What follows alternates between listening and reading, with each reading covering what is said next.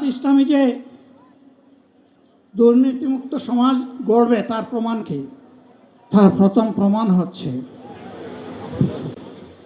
ঢাকার সোহরাওয়ার্দী উদ্যানে বক্তব্য দিতে গিয়ে ১৯ জুলাই এভাবে পড়ে যান জামায়াত আমির ডাক্তার শফিকুর রহমান। দ্বিতীয় দফায় উঠে দাঁড়ালেও পরে বক্তব্য শেষ করতে হয় মঞ্চে বসে। জীবন দিয়েছে জাতির মুক্তির জন্য। এরপর হাসপাতালে নিলেও প্রাথমিক চিকিৎসা শেষে সেদিনই ফেরেন বাসায়। ৩০ জুলাই স্বাস্থ্য পরীক্ষার জন্য হাসপাতালে গেলে হার্টে ধরা পড়ে ৫টি ব্লক। এর ৩টিই ছিল জটিল অবস্থায়। তখন বাইপাস সার্জারির জন্য বিদেশে যাওয়ার পরামর্শ দেন প্রায় সবাই। তবে সে পরামর্শে কান না দিয়ে দেশেই চিকিৎসার সিদ্ধান্ত নেন জামায়াত আমির। সে সূত্রেই শনিবার সকালে ইউনাইটেড হাসপাতালে প্রায় ৫.৫ ঘণ্টা ধরে চলে অস্ত্রোপচার।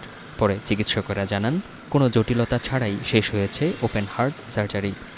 দেখবেন যে অনেক বড় বড় লোক, আমাদের পার্শ্ববর্তী প্রেসিডেন্ট হয়েছেন, দেশেই অপারেশন করে। এবং দেশে অপারেশন করাতে কি হয়, বাংলাদেশের মানুষের ভিতরে বা সেই দেশের মানুষের ভিতরে জাগ্রত সৃষ্টি হয় এবং এইটা ডাক্তার সমাজকে অনেক প্রভাবিত করে। এই কনফিডেন্সটা যদি বাংলাদেশে আমরা ডাক্তারদের তরফ থেকে জনগণকে দিতে পারি যে বাংলাদেশের মানুষ বাংলাদেশের ডাক্তারকে দিয়ে একটা রিজনেবল প্রাইসে, রিজনেবল পাশে সুষ্ঠু চিকিৎসা হোক।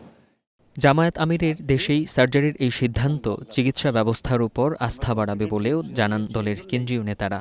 যে বাংলাদেশেও যে এত বড় সার্জারি হতে পারে এবং ভালোভাবেই হতে পারে, এটা আমরা জাতিকেও জানাতে চাই, ইউনিট হাসপাতালে বাংলাদেশকেও জানাতে চাই।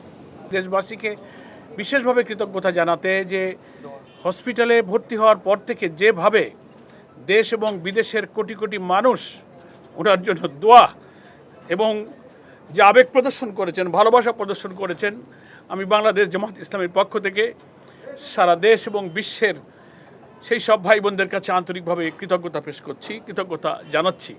তার অসুস্থতার সময়ে যারা দোয়া ও পাশে ছিলেন তাদের প্রতি কৃতজ্ঞতা জানান স্বজনেরা। প্রত্যেকেই আপডেট সময়টা জানার জন্য বারবার ফোন করছেন।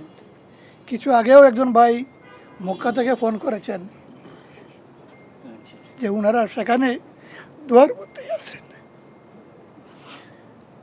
ঠিক একইভাবে আমেরিকা, লন্ডন সময়ের অনেক তফাৎ, ঘুমে যাচ্ছে না, তারা বসেই আছে এবং দোয়ার মধ্যেই আছে। আমরা সকলের কাছে কৃতজ্ঞ। এদিকে জামায়াত আমিরের অস্ত্রোপচার শেষ হওয়ার পরপরই তার স্বাস্থ্যের খোঁজখবর নিতে হাসপাতালে যান বিএনপির মহাসচিব মির্জা ফখরুল ইসলাম আলমগীর।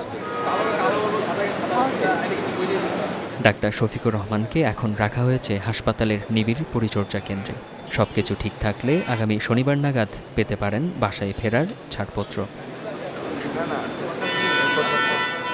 আল আমিন, স্টার নিউজ, ঢাকা।